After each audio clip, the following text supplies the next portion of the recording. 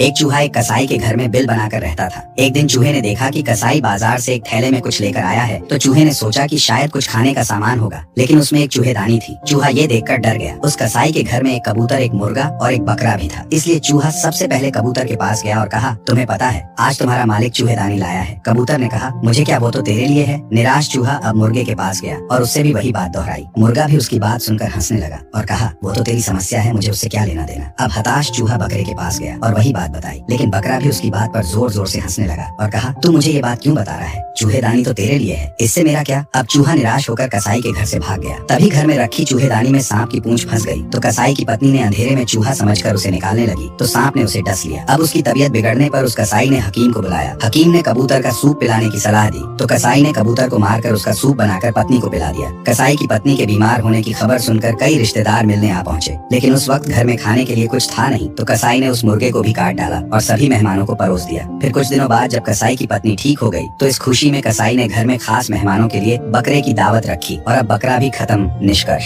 हमें कभी भी दूसरों की समस्या सुनकर उसका मजाक नहीं उड़ाना चाहिए, बल्कि उसे समझना और सुलझाना चाहिए।